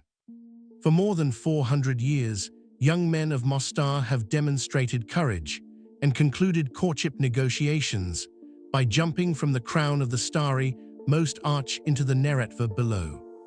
The river here is cold, fast, and shallow enough in some conditions to make the jump genuinely life-threatening without correct technique. The divers who perform it regularly, the trained jumpers who do it for visitors, make it look routine. It is not routine. It is a highly specific athletic skill that has been refined over generations, passed down within the community of Mostar's bridge divers, and remains, even now, among the most viscerally impressive displays of human nerve and physical precision anywhere in the world. The Keelung-Kishtwar Road slices through remote Himalayan terrain at altitudes exceeding 4,000 meters. But altitude is only part of the challenge. This road feels unfinished, like a path that the mountain never fully agreed to allow. Sections are carved directly into vertical rock faces. The track is often barely wide enough for one vehicle. There are no guardrails, no clear lane markings, just raw cliff and empty space. On one side, solid stone. On the other, a drop so deep it disappears into haze. Meeting oncoming traffic becomes a psychological duel. Who backs up? Who edges closer to the outer edge? In some stretches, loose rock constantly falls from above. Small stones rattle onto the road without warning. Larger rock falls can block passage entirely. Weather shifts rapidly. Sunlight can turn into fog in minutes. Rain transforms dirt into slippery clay. Snow in higher sections adds another layer of unpredictability. Engine power decreases at altitude. Drivers must manage gears carefully during long climbs. Descents require precise engine braking. Overuse brakes, and they fade dangerously. There are areas where the road narrows so dramatically that even stepping out of the vehicle feels risky. And unlike popular tourist passes, this route sees far fewer travelers. That isolation adds pressure. Help is not close. Mistakes are not forgiving. Driving Keelung-Kishtwar Road feels like threading a needle carved into a cliff wall. It is quiet, remote, raw, and every kilometer reminds you that in the Himalayas, control is always temporary. E6 Highway, North Cape, Norway. The E6 Highway is Norway's main artery.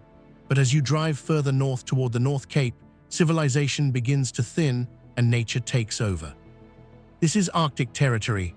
The road stretches through vast, exposed landscapes where wind has no obstacles. During winter, snowstorms create whiteout conditions so complete that road and sky merge into a single blank horizon. You lose depth perception, you lose reference points, temperatures plunge. Ice forms quickly, even when the road appears dry. Black ice hides beneath thin layers of snow, turning gentle curves into sudden slides. There are sections where the road narrows dramatically. Two large trucks approaching from opposite directions must slow carefully, mirrors inches apart, while cliffs drop toward the frigid Arctic Ocean below. Strong crosswinds are constant. They hit sideways without warning, pushing vehicles toward the edge. In winter darkness, when daylight lasts only a few hours, visibility becomes a psychological challenge. Long stretches feel isolated, remote, silent. Brake systems endure extreme stress when descending icy slopes. Engine braking becomes essential for maintaining control. If a storm intensifies, authorities sometimes close sections temporarily. Convoys may form, led by snowplows to guide drivers safely through blizzard conditions. Unlike mountain passes with dramatic hairpins, the E6's danger lies in exposure. Open land, open sea, open sky, no protection from the elements. Driving toward North Cape feels like approaching the edge of the continent itself. And up here, the Arctic decides who passes safely. The combination of a public road bridge and a large-scale amusement ride is not a combination that appears in any conventional engineering planning document. Bridge design and fairground design operate from different structural premises, different safety philosophies, and different assumptions about the relationship between the humans using the structure and the forces applied to it. The Yongchuan Bridge in Chongqing, China, has combined them anyway. A Ferris wheel with a diameter of approximately 88 meters, nearly 290 feet, is attached directly to the Yongchuan Bridge, mounted on the bridge structure itself, its base integrated into the bridge deck. Its rotating mass, turning continuously above the river traffic on one side and the road traffic on the other. The wheel weighs approximately 900 tons. The bridge structure beneath it was not originally designed to carry a 900-ton rotating load. It was designed to carry road traffic. The structural reinforcement required to accommodate the Ferris wheel to transmit its vertical and dynamic loads into the bridge's foundation system without inducing unacceptable deformation or vibration required engineering solutions that had no direct precedent. The dynamic loads are the critical issue. A Ferris wheel that is turning is not simply a 900-ton mass. It is a 900-ton mass whose center of gravity is continuously shifting as the gondolas rotate around the central axis. This shifting creates oscillating forces, not just vertical, but lateral and rotational, that are transmitted directly into the bridge structure at every point of contact. The bridge, meanwhile, is carrying its own dynamic loads from vehicle traffic, thermal expansion and contraction, and whatever the Jialing River is doing to its foundations at any given moment. The interaction between all of these load systems is complex in a way that requires continuous monitoring. In 2015, a power outage left Ferris wheel passengers suspended above the bridge for nearly 40 minutes before backup systems restored the wheel's movement capability. The incident required emergency response coordination across two overlapping infrastructure systems, the bridge's management authority and the amusement ride operator, in a scenario that neither had fully anticipated. The response was adequate. The passengers were unharmed. But the incident crystallized the specific category of risk that the Yongchuan combination creates: the normal risks of a bridge, plus the normal risks of a fairground ride, plus the emergent risks that arise when the two systems occupy the same structure and must be managed as a single entity. Sani Pass, Lesotho. At first glance, Sani Pass looks peaceful, a ribbon of stone climbing gently into mist, but that illusion disappears the moment your tires leave stable ground. Connecting South Africa to the mountain kingdom of Lesotho, Sani Pass rises to 2,874 meters above sea level. And every meter upward feels like stepping closer to the sky and further from safety. The lower section teases you: gravel, moderate incline, manageable curves. But as you ascend, the mountain tightens its grip. Gradients reach an aggressive 1-3. That means for every 3 meters forward, you climb 1 meter upward, on loose rock, on uneven surface, with sudden switchbacks that demand full steering lock. This is why authorities restrict access. Two-wheel drive vehicles are not permitted on certain sections. Only 4x4s with high clearance and proper gearing are allowed, because when traction disappears here, there's no safe place to stop sliding. Rain turns stone into grease, tires spin, engines strain for oxygen at high altitude. Drivers feel the pressure too, lightheadedness creeping in as the air thins. Then come the upper hairpins, sharp, narrow, brutal. The road compresses to barely one vehicle wide. On one side, a vertical rock face. On the other, a drop so deep it disappears into cloud cover. There are moments when the valley below is completely hidden by mist, making it feel like you're suspended in midair. Wind slams into the vehicle sideways. Fog creeps across the bends. If you stall mid-climb, restarting on that incline can feel impossible. Rollback becomes a real threat. Descending is no easier. Engine braking is essential. Ride the brakes too hard and they overheat. Lose braking power here and there is no long straight stretch to recover. Sani Pass does not care about horsepower. It rewards patience, precision, and mental control. Drivers who reach the summit often step out in silence, not cheering, not celebrating, just breathing. Because climbing Sani Pass doesn't feel like travel. It feels like you've negotiated temporary permission to pass through the sky. Fairy Meadows Road, Pakistan. If a road could whisper a warning, this one would scream. Fairy Meadows Road stretches only about 16 kilometers from Raykot Bridge toward the base of Nanga Parbat, the killer mountain. 16 kilometers doesn't sound terrifying until you see it. The journey begins with a sharp climb from the Karakoram highway. Within minutes, pavement disappears. What replaces it is a narrow, jagged track carved directly into a vertical mountainside. No asphalt, no guardrails, no forgiveness. The road is barely wide enough for a single jeep. On one side, a rough rock wall. On the other, a drop so deep it feels endless. Hundreds of meters down, the Indus River cuts through the valley like a thin silver blade. There are no marked lanes, no reflectors, no protective barriers, just dust, loose stones, and raw exposure. If you meet another vehicle, the real test begins. One driver must reverse, sometimes for dozens, sometimes hundreds of meters, balancing inches from the cliff edge until a slightly wider patch appears. And reversing here is not like reversing in a parking lot. Your mirrors show nothing but sky and emptiness. Engines strain climbing toward 3,300 meters. Radiators heat up, brakes groan descending. The surface shifts constantly under the tires. Gravel slides, rocks break loose. After rain, mud turns sections into slippery traps. In dry weather, dust clouds blind visibility, forcing drivers to rely on memory of where the edge should be.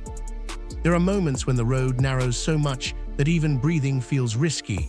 One misjudged tire placement, one distracted second. Gravity waits silently, and yet this road leads to one of the most beautiful landscapes on Earth. Snow-covered Nanga Parbat rises above like a frozen titan. That contrast is what makes it unforgettable. Paradise at the end, but terror on the way. Driving Fairy Meadows Road is not tourism. It's a controlled negotiation with the mountain. 3 bridges cross the Huangpu River in the area of Yangpu District in Shanghai's north. The Yangpu Bridge, the third of these to be completed, is the oldest cable-stayed bridge of the 3 and the one that arrives at its visual impact through scale rather than subtlety. Towers 223 meters tall, a main cable span of 602 meters. Red-painted concrete surfaces that at certain times of day and in certain light conditions produce a color temperature that sits uncomfortably between industrial and monumental. The Yangpu Bridge does not defer to its surroundings. It asserts itself. The Huangpu River at the Yangpu crossing is subject to currents that shift with tidal cycles in the Yangtze estuary downstream, creating flow patterns that change direction multiple times per day and generate complex hydraulic conditions at the bridge piers. Large vessels navigating this section must coordinate their movements with the current direction to maintain steerage. An error in timing a transit here is not merely inconvenient, but potentially dangerous in a river with traffic densities that make collision risk real. The bridge towers stand in this environment, their foundations anchored into the river banks rather than the active channel, but the hydrodynamic forces on the approach structures are present and continuously monitored. The hollow visual effect that drivers on the Yangpu Bridge report, the sense that the perspective alignment of the approach slope and the bridge deck creates ambiguity about real distance, is a documented navigation concern. The approach ramp from Yangpu District rises to bridge deck height in a curve that, at certain approach speeds, makes the connection between ramp and deck appear to occur later than it does. The consequence, vehicles entering the bridge deck at a speed and angle calibrated for the ramp rather than the deck, is a specific, recurring cause of the control incidents that the Yangpu Bridge records at higher frequency than its more recently designed peers. The bridge has appeared in multiple Chinese films depicting collapse scenarios, a choice by filmmakers that reflects the bridge's visual dominance and the specific aesthetic of its towers, which frame open space in a way that photographic composition treats as inherently dramatic. There is a particular angle, approaching from the north, at which the two towers align with the river and the sky in a way that film directors and photographers have exploited consistently. Red concrete against gray water, the cable geometry creating a fan pattern above the roadway. The river below suggesting depth and movement, and the fundamental indifference of flowing water to what humans have chosen to build above it.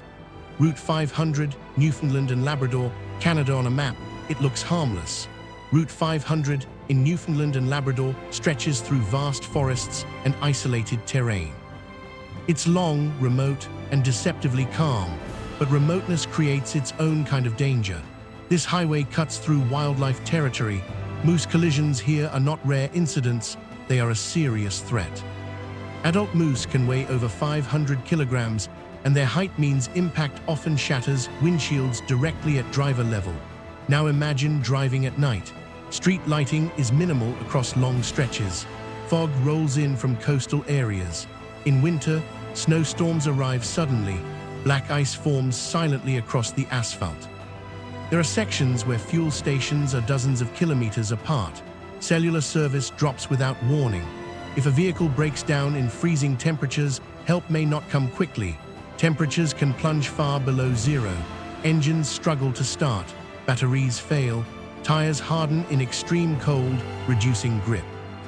And then there is monotony. Long, straight stretches through dense forest can lull drivers into a false sense of security. Fatigue builds quietly. Reaction time slows. Suddenly, headlights reflect off two towering legs in the darkness. At highway speed, there is almost no time to respond. Route 500 is not dramatic. It doesn't hang off cliffs or twist through mountain passes. Its danger hides in silence, isolation, wildlife, weather, and the realization that in some places you are very, very alone. The Sichuan-Tibet Highway, part of China's G318, is not just a road, it is a journey through extremes. Stretching across hundreds of kilometers, it connects Sichuan's lush valleys with the icy expanse of the Tibetan Plateau.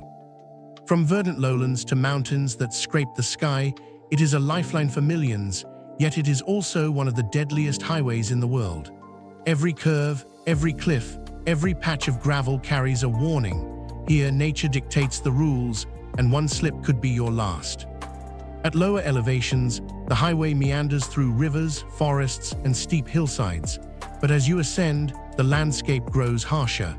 The air thins with each kilometer, reducing oxygen levels not just for the engine, but for the driver. Long climbs in these conditions can leave vehicles struggling to breathe, and drivers often feel dizzy, fatigued, and disoriented. It's a challenge of stamina, both mechanical and human. The road itself is carved directly into jagged mountainsides. In some sections, there is barely enough space for a single vehicle. On one side, sheer vertical rock towers above. On the other, a dizzying drop disappears into mist-filled valleys. Guardrails are rare, and where they exist, they are minimal, a thin metal barrier that offers psychological comfort more than safety. Landslides can strike without warning, covering asphalt with massive boulders, mud, and debris. Entire sections have been known to vanish overnight after heavy rains. One wrong maneuver, and a truck or bus can tumble hundreds of meters down cliffs into rivers or jagged rocks below. Weather here is relentless and unpredictable. Sunshine can quickly give way to rain, hail, or snow, especially at higher elevations. Fog blankets mountain passes, reducing visibility to just a few meters. Ice can form silently along shaded curves. Drivers must constantly read the terrain, anticipate sudden hazards, and adjust speed accordingly. The slightest miscalculation can lead to brake failure, tire spin, or catastrophic loss of control. At certain points, vehicles must navigate narrow hairpins so tight that trucks and buses must reverse and reattempt the turn multiple times. The psychological toll is immense. Imagine driving hundreds of kilometers with nothing between you and death but a patch of asphalt clinging to a cliff. Long stretches offer no rest. Every bend, every rise in the road demands full concentration. Overconfidence is fatal. Even veteran drivers respect the mountain. Accidents, often fatal, are common, particularly for overloaded trucks or vehicles unfamiliar with high-altitude driving. Despite the dangers, the highway is vital. Local villagers depend on it to transport goods, food, and medical supplies. Traders move merchandise through it, risking life and limb daily. Travelers experience breathtaking scenery that is simultaneously mesmerizing and terrifying: snow-capped peaks, plunging valleys, rivers rushing far below. From above, the highway resembles a ribbon stretching across a colossal canvas, but from behind the wheel, it is a relentless test of skill, nerves, and endurance. The G318 also challenges endurance beyond physical skill. Altitude sickness can strike even experienced travelers. Heart rates increase, hands shake, and breathing becomes laborious. Combine this with icy roads, sharp bends, and falling rocks, and you have a scenario that forces drivers to operate at peak mental focus. A single lapse in judgment is amplified exponentially. In essence, the Sichuan-Tibet Highway is a road that feels alive. It is a high-altitude adversary, a sculptor of fear, a test of courage. Every kilometer demands respect, every bend teaches humility, and every trip is a story of survival. Crossing it isn't just a matter of getting from point A to point B, it is an ordeal of nerve, skill, and endurance. One that transforms drivers forever, leaving them acutely aware of the fine line between life and oblivion on these mountains. For those brave enough to attempt it, the highway offers moments of awe. The sun breaking over Himalayan peaks, clouds swirling below your wheels, valleys far beneath that seem unreachable. But beauty and danger coexist here in equal measure. This is more than a road. It is a crucible, a challenge that demands everything from those who dare to traverse it. BR-116, Brazil. BR-116 is Brazil's longest highway, stretching over 4,500 kilometers, and it is a road where danger is omnipresent. In mountainous stretches, the highway winds along cliffs with hairpin bends and steep gradients. Overloaded trucks share lanes with cars and motorcycles, creating high-stress conditions for drivers. Weather compounds the risk. Heavy rains transform sections into slick, muddy tracks, while fog can reduce visibility to zero. Landslides occur suddenly, and debris can block lanes in seconds.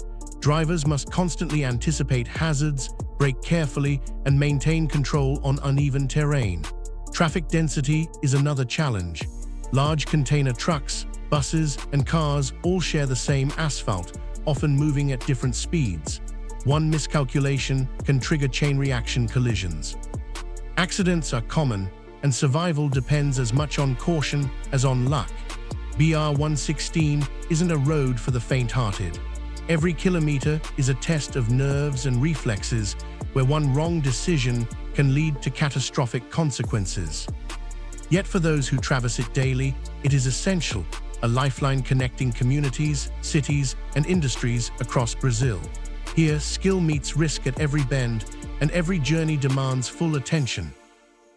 South Africa's Sani Pass, climbing the Drakensberg Mountains between South Africa and Lesotho is a challenge for even experienced 4x4 drivers.